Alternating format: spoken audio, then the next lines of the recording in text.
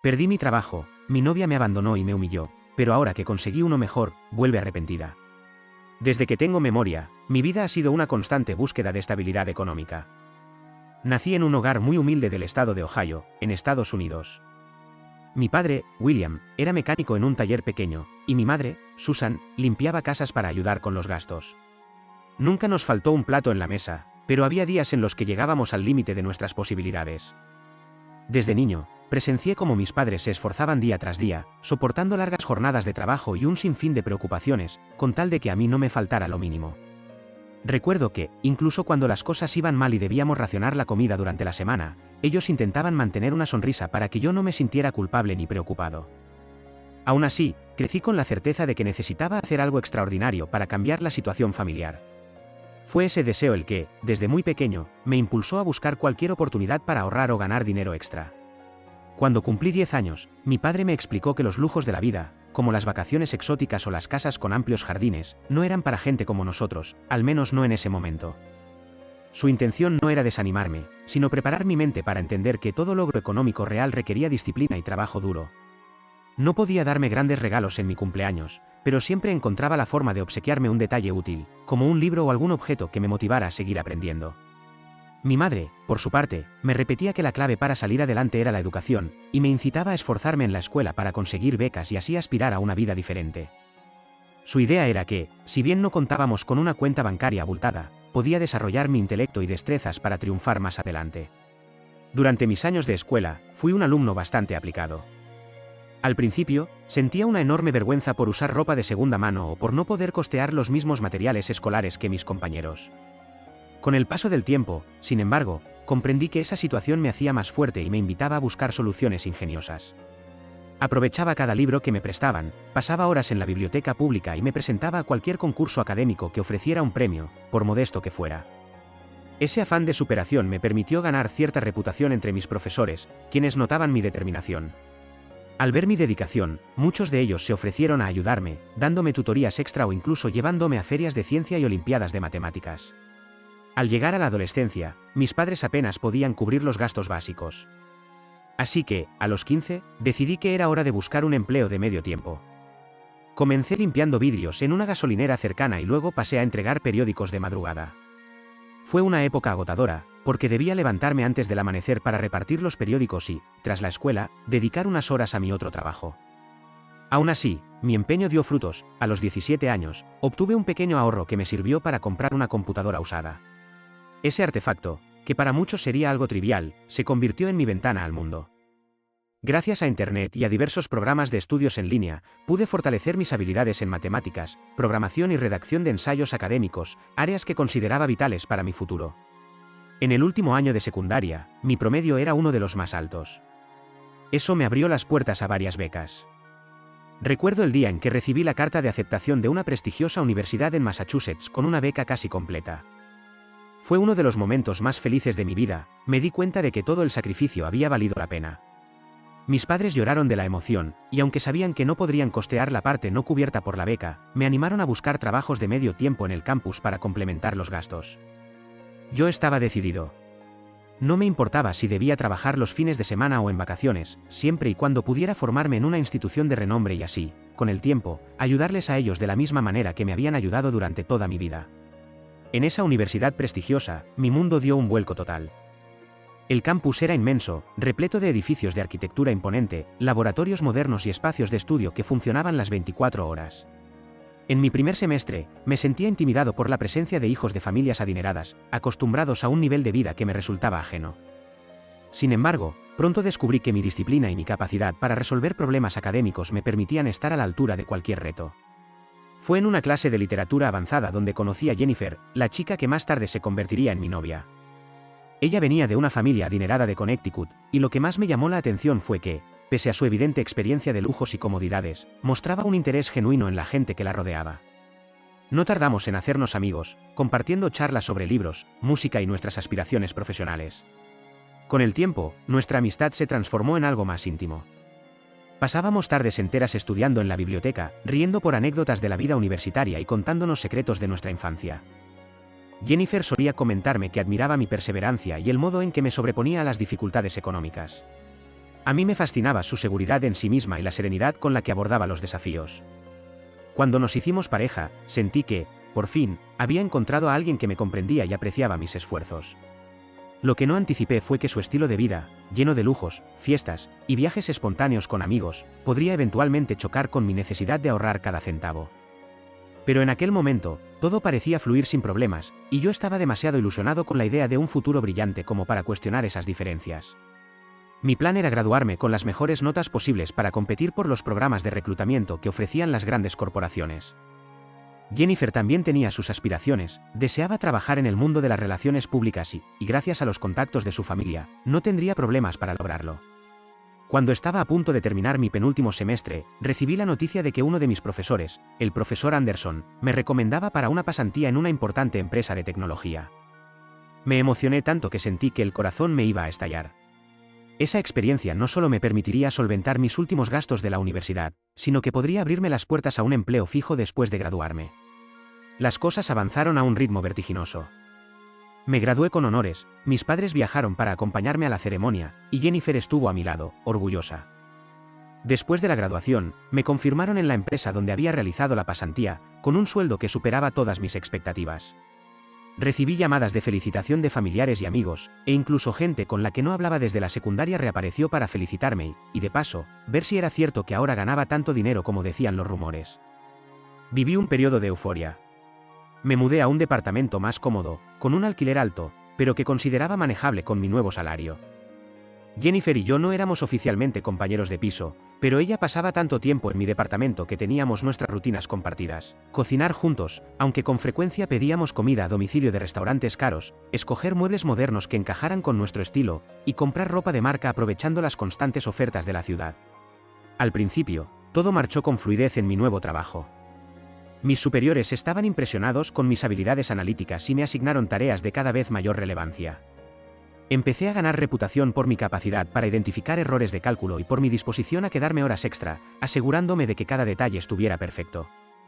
Yo sentía una responsabilidad inmensa, porque este empleo era la llave a mi crecimiento profesional y al bienestar de mi familia. Sin embargo, no me di cuenta de la trampa que suponía acostumbrarme tan rápido a gastar dinero en cosas que antes consideraba prescindibles. Jennifer, por su parte, no veía nada de malo en ese estilo de vida, estaba acostumbrada a él desde niña, así que daba por sentado que yo podría sostenerlo, máxime cuando mi sueldo era considerablemente bueno para mi edad. Transcurrió 1 año y medio cuando mi jefe, el señor Parker, me llamó a su oficina para darme una noticia que, en su momento, me pareció una bendición. Querían ponerme al mando de un proyecto muy importante para la empresa, uno que incluía la expansión de ciertos sistemas informáticos a nivel internacional. Parker consideraba que mi formación en programación y mi habilidad para coordinar equipos me hacían el candidato perfecto. Me sentí honrado y a la vez asustado, era el mayor reto de mi carrera hasta ese momento. Aún así, acepté sin dudar. Quería demostrar mi valía, destacar aún más, ganar un mejor puesto. Me entusiasmaba la idea de poner mi nombre en un proyecto de esa envergadura. Sin embargo, no todo fue tan maravilloso. Pronto descubrí que aquel proyecto era un monstruo de complejidad enorme.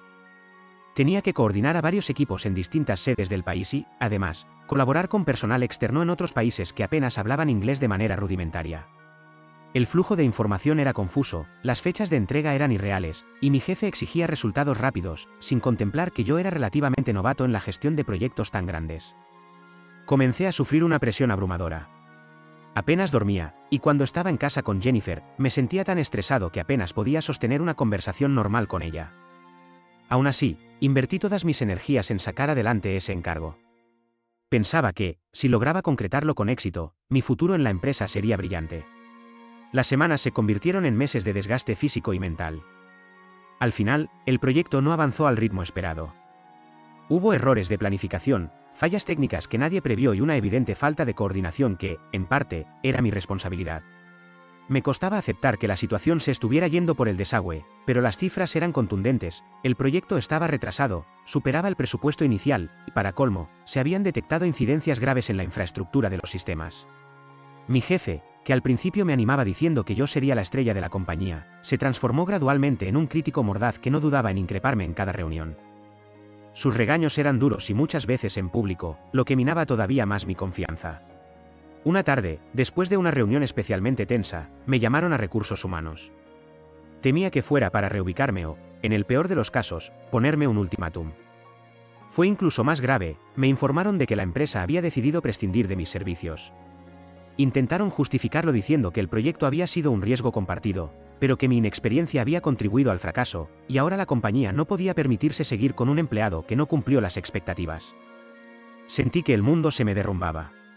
Pasé de ser la promesa joven de la empresa a ser el responsable del mayor fiasco del año. Me dieron una indemnización menor a la que yo pensaba que me correspondía, alegando que mi contrato no era tan estable como yo había supuesto. Salí de las oficinas aturdido, temblando, con la mirada perdida. Solo podía pensar en qué le diría a Jennifer, a mis padres. Ya me había acostumbrado a cierto ritmo de vida, había hecho compras considerables, y me quedaban deudas de tarjetas de crédito que había usado para financiar algunos lujos. Cuando llegué a casa, Jennifer notó mi expresión de angustia. Le conté, con la voz temblorosa, que había perdido mi trabajo. Su respuesta, en un principio, fue de incredulidad. Me abrazó y me dijo que debíamos pensar en opciones, que seguramente podría reubicarme en otra empresa o incluso, con la ayuda de los contactos de su familia, encontrar un nuevo puesto. Me aferré a esa idea esperanzadora y me tranquilicé un poco, repitiéndome que todo tendría solución. Sin embargo, pasaron los días y cada vez fue más evidente que mi situación no se resolvería tan rápido. Empecé a enviar currículums a decenas de empresas, consultoras y agencias. Llamaba a excompañeros, a conocidos, a cualquiera que pudiera darme un contacto o una entrevista. En lugar de aprovechar los ahorros que en teoría debía tener, me di cuenta de que había gastado la mayoría en deudas y un ritmo de vida que no podía sostener sin un ingreso fijo. Y, por desgracia, las respuestas laborales no llegaban. Para colmo, las pocas entrevistas que tuve terminaron con comentarios del tipo «estás sobrecalificado para este puesto» o «necesitamos a alguien con más experiencia en gestión de crisis». Era desesperante, como si mis logros académicos y mi experiencia en ese enorme proyecto fallido se hubieran convertido en un obstáculo en lugar de una ventaja. En el transcurso de las siguientes semanas, comencé a notar cambios en el comportamiento de la gente que me rodeaba. Mis compañeros de la universidad, que antes me invitaban a salir y que me felicitaban por mis logros, empezaron a distanciarse. Ya no recibía esos mensajes amistosos para tomar un café o asistir a alguna fiesta. Parecía que, al haber perdido mi trabajo, perdía también el atractivo que me había convertido en una especie de referencia de éxito. Fue duro y solitario. Jennifer, aunque al principio mantuvo una actitud de ánimo, empezó a mostrarse cada vez más impaciente. Me hacía comentarios hirientes del tipo «¿ya llamaste a fulanito?», o «¿cómo no vas a encontrar algo si eres tan inteligente?», con un tono de exasperación creciente. Sentía que mi autoestima se desplomaba más con cada pequeño reproche. Las cosas se complicaron más cuando la falta de ingresos me obligó a vender algunos de los artículos más caros que poseía. Me deshice de mi televisor de pantalla enorme, vendí incluso el carro que había comprado con el crédito del banco. Necesitaba librarme de deudas y con lo poco que me quedara, subsistir mientras encontraba un nuevo empleo. Jennifer comenzó a tratarme con desdén, como si mi valor dependiera de mi capacidad para costear viajes de fin de semana o cenas lujosas. Recuerdo una discusión particularmente dolorosa en la que me dijo, «¿Cómo pretendes que viva yo sin las comodidades a las que estoy acostumbrada? ¿De verdad no tienes la sagacidad para, al menos, mantenernos a flote?». Su tono era gélido, y sus palabras retumbaban como un eco en mi cabeza. Recuerda para más historias como esta suscríbete, dale like y activa la campanita. Continuemos. La tensión llegó a un punto crítico cuando ella, harta de mi inutilidad, así lo calificó, me dijo que se iría a vivir de nuevo con su familia hasta que yo recuperara el rumbo. No tuve fuerzas para retenerla, estaba destruido emocionalmente. Me sentía culpable por haberla decepcionado, aunque al mismo tiempo intuía que ella no valoraba mi esfuerzo ni entendía mis circunstancias. Un par de semanas después, Jennifer regresó al apartamento para recoger todas sus cosas y, en un arrebato de furia, me dijo que era un patético fracasado y que jamás lograría llegar a nada. Añadió que nunca podría encajar en su mundo de lujos y contactos importantes. Fue como si me clavara un cuchillo en el pecho. Se marchó sin mirar atrás, y yo me quedé ahí, en un lugar que ya casi no tenía muebles, con un nudo en la garganta y una sensación de vacío que no había experimentado nunca. Los meses siguientes fueron terribles. Me aislé casi por completo. Apenas salía del departamento, más que para entregar solicitudes de empleo o acudir a entrevistas que terminaban siempre en un «te llamaremos», que nunca se concretaba. La ansiedad y la depresión me absorbieron. Hubo días en los que no tenía fuerzas ni para levantarme de la cama. Pensaba constantemente que tal vez tenía razón al considerarme un fracasado. ¿Para qué me habían servido tantos años de estudio, tantas becas ganadas, tantas noches en vela, si al final me encontraba en una posición más precaria que nunca? Sin embargo, en el punto más bajo de mi ánimo, aparecieron mis padres, dispuestos a tenderme una mano, como siempre. Pese a que no contaban con mucho dinero, hicieron lo posible por ayudarme a cubrir algunos pagos urgentes. Sus ahorros eran escasos, y yo me resistía a usar su dinero, pero ellos insistieron en que era un acto de amor. Mi padre viajó desde Ohio para ver cómo podía apoyarme, y mi madre me enviaba comida enlatada y tupers con comida casera para que no me alimentara tan mal. Fue entonces que comprendí el verdadero valor de la familia, de esos lazos profundos que no se rompen incluso en las peores circunstancias. Al mismo tiempo, mi mejor amigo de la infancia, Mark, quien nunca había mostrado un interés especial por mi estatus financiero, me ofreció un poco de dinero que había ahorrado de su trabajo como enfermero. Me dijo que no me preocupara por devolvérselo pronto, que lo importante era que saliera a flote. Ese gesto genuino me conmovió profundamente. Me hizo darme cuenta de que existía gente que me quería por quien yo era y no por mi posición económica. Pese a todo ese apoyo, la búsqueda de trabajo siguió siendo una montaña rusa de rechazos. Me decían que mis habilidades eran demasiado especializadas y que buscaban a alguien con un perfil distinto. Incluso me llegué a plantear si debía bajar mi formación del currículum para que no me vieran como un exceso de talento difícil de pagar. Un día, mientras intentaba conseguir algunos dólares vendiendo algunos enseres en una tienda de artículos de segunda mano, me topé con el profesor Anderson, aquel mismo profesor que me había recomendado para la pasantía en la gran empresa donde trabajé. Al principio me sentí avergonzado, porque no quería que me viera en esa situación tan precaria, pero él se acercó con una gran sonrisa y me saludó con afecto. Me invitó a tomar un café en la cafetería de la esquina, y yo, con un poco de pena, acepté. Nos sentamos en una mesa pequeña y le conté, casi entre lágrimas, todo lo que había pasado en los últimos meses, mi despido, la traición de la gente que creía cercana, el abandono de Jennifer, las deudas y la imposibilidad de encontrar un nuevo empleo. El profesor Anderson me escuchó con atención, sin juzgar, y luego compartió conmigo su propia historia personal. Me confesó que también había pasado por una etapa similar cuando era joven, logró un ascenso rápido en una empresa multinacional, vivió un par de años con comodidades, viajó por Europa, y de pronto un error de cálculo en un proyecto crucial le costó el puesto. Contó cómo perdió a varios de sus amigos y cómo su pareja de entonces se apartó de él, argumentando que no podía estar con alguien tan inestable.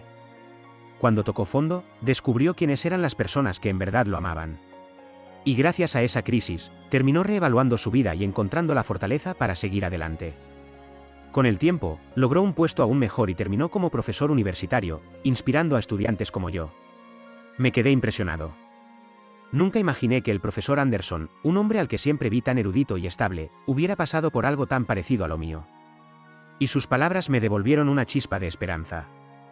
Me dijo que no subestimara mis capacidades, que debía intentar de nuevo, sin dejarme aplastar por un traspié.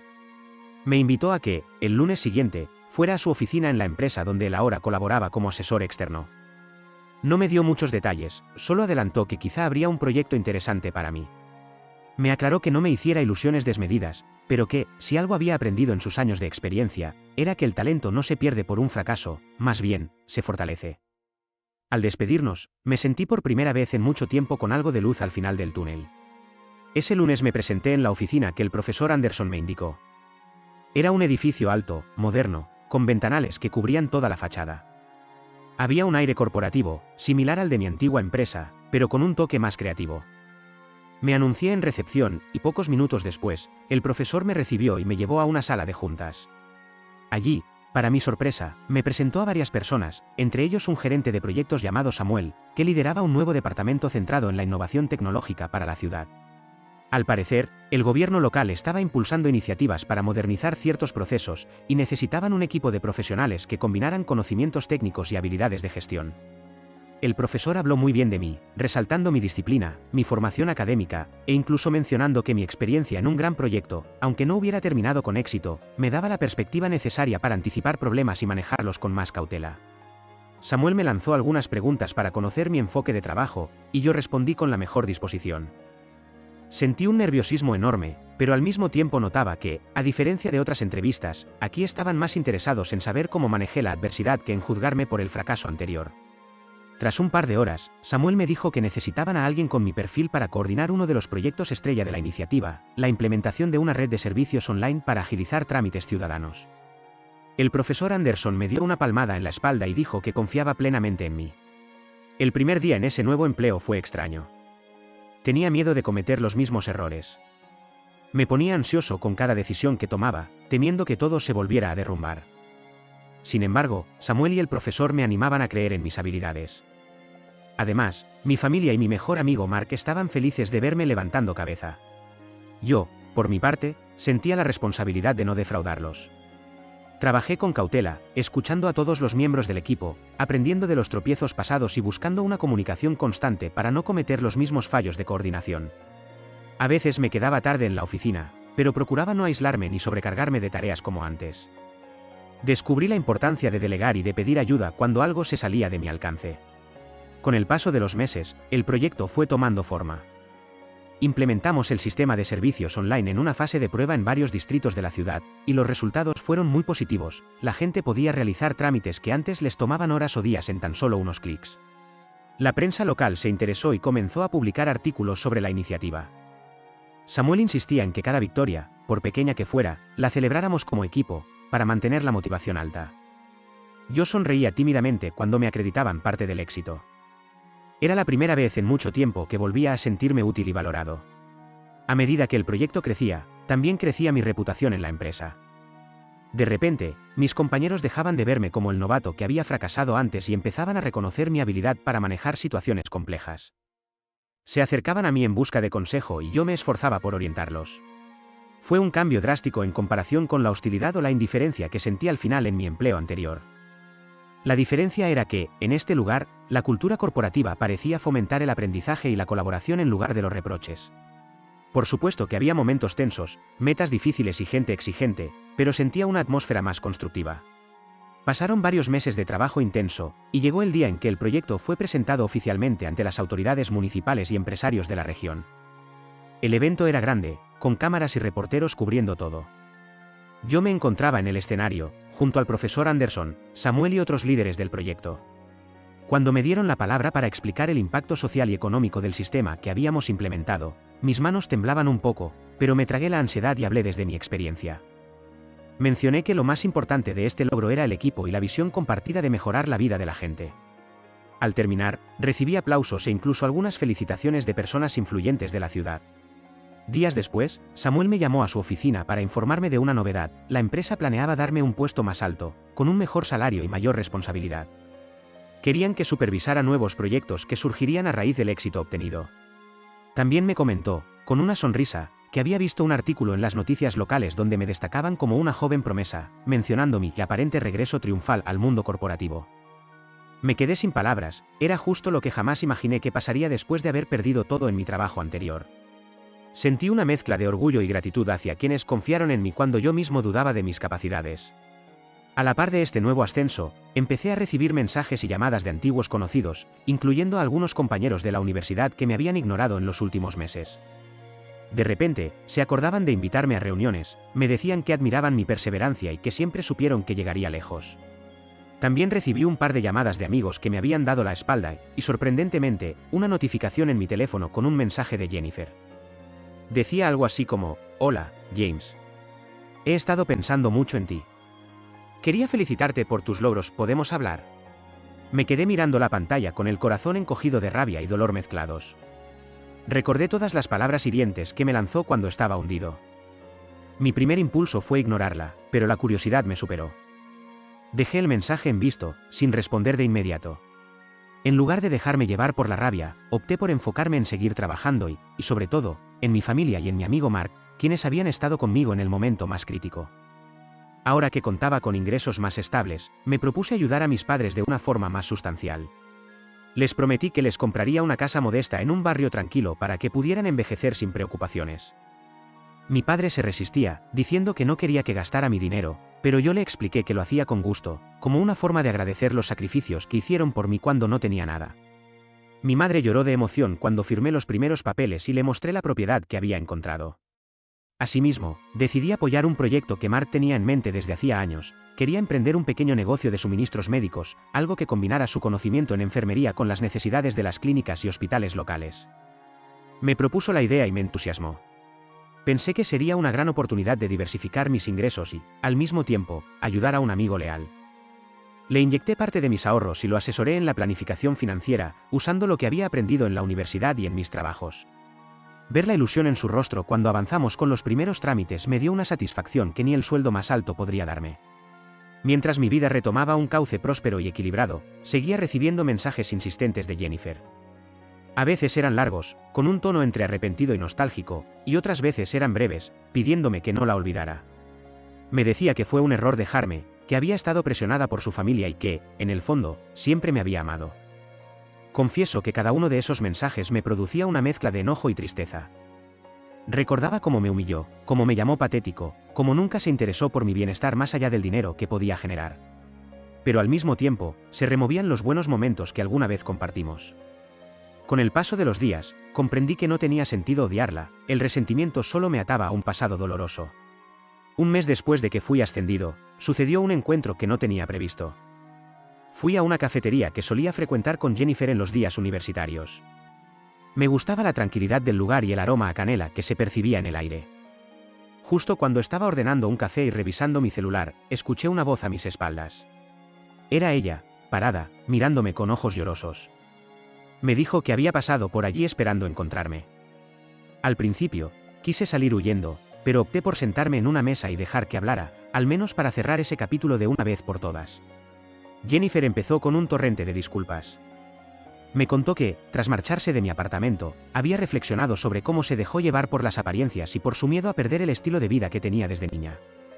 Admitió que estuvo con otras personas por inercia, pero que nunca sintió por ellas lo que sentía por mí. Me dijo que se arrepentía de cada palabra hiriente que me había dicho, que se sentía culpable por haberme abandonado cuando más necesitaba un apoyo, y que ahora, al verme renacer y triunfar en un ámbito todavía mayor, se daba cuenta de que yo era el amor de su vida. Llorando, me suplicó que le diera otra oportunidad, que podríamos retomar nuestras metas, tal vez casarnos y formar una familia. Mencionó incluso que sus padres estaban dispuestos a mejorar nuestra relación y ayudarme en lo que fuera necesario. Me quedé callado unos segundos, respirando profundamente para no dejarme llevar por un arrebato. Observé su rostro y pude ver cierto nivel de desesperación. Tal vez se había dado cuenta de que ya no era tan joven como para seguir buscando otra pareja acaudalada, o quizá, en verdad, sentía remordimiento. No lo sé. Pero lo que sí tenía claro era que la persona que me había lastimado de la forma más cruel ya no formaba parte de mi futuro. Tomé un sorbo de café, y con la voz más serena que pude, le dije que lo nuestro había terminado en el instante en que me trató como basura por perder mi trabajo. Le recordé que una relación verdadera se prueba en las tormentas, no en los días soleados. Si de verdad me amaba, no habría tirado mi dignidad por el suelo cuando pasé un mal momento. Ella lloraba más y me suplicaba que la entendiera, que estaba confundida. Quise sentir lástima, pero sobre todo sentía la necesidad de ser firme. Le dije que, gracias a su abandono, había descubierto quiénes eran las personas que sí estaban ahí para mí sin importar mi situación económica. Le relaté cómo mis padres, sin apenas recursos, me socorrieron, y cómo mi amigo Mark me ofreció lo poco que tenía sin pedirme nada a cambio. Le expliqué que, en esos meses oscuros, comprendí que la verdadera riqueza no estaba en la cuenta bancaria sino en la lealtad y el cariño de quienes no te dejan caer. Y concluí diciéndole que, en lo que a mí respectaba, ella formaba parte de un pasado del que solo me quedaría con los aprendizajes, no con sus promesas vacías. Jennifer, empapada en lágrimas, me pidió una y otra vez que no fuera tan cruel, que considerara darle una oportunidad. Pero yo no estaba siendo cruel, simplemente sabía que no podría volver a confiar en alguien que me pisoteó cuando más necesitaba una mano. Le dije que deseaba que en su futuro encontrara la felicidad y la paz, pero no sería conmigo. Me puse de pie, pagué la cuenta de los cafés y me despedí de ella. Al salir, sentí un alivio que recorría mi cuerpo. Como si hubiera soltado de golpe todo el resentimiento y el dolor que me acompañó durante meses. Sí, fue triste cerrar esa puerta definitivamente, pero también fue liberador darme cuenta de que mi vida había cambiado para bien, y que yo era otro hombre, alguien que ya no definía su propio valor solo con base en un trabajo o en una relación.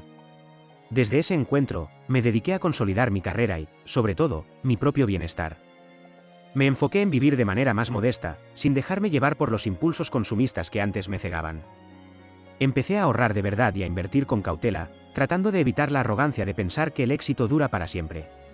También fui más consciente del valor de mis lazos personales. Cada vez que tenía ocasión, invitaba a mis padres a pasar unos días en mi nuevo hogar. A Mark le daba seguimiento continuo a su negocio, asegurándome de que sus cuentas cuadraran y de que se sintiera respaldado. En poco tiempo, su emprendimiento comenzó a ser rentable, y yo me sentía más orgulloso de su éxito que de cualquiera de mis logros personales. Hoy, echo la vista atrás y comprendo que todas aquellas adversidades que viví fueron una especie de prueba de fuego. Perder el trabajo, el desprecio de la gente que consideraba amiga, la ruptura dolorosa con Jennifer, Todo eso me enseñó que el valor de una persona no se mide exclusivamente por su cuenta bancaria ni por su cargo laboral. Al contrario, descubrí que la verdadera fuerza radica en la perseverancia, en la humildad y en la capacidad de levantarse cuando se ha caído. No fue un camino fácil, hubo noches en las que pensé seriamente que no tenía nada que ofrecer al mundo. Pero la vida me demostró que cada fracaso puede ser la antesala de un triunfo mayor, siempre y cuando no nos rindamos.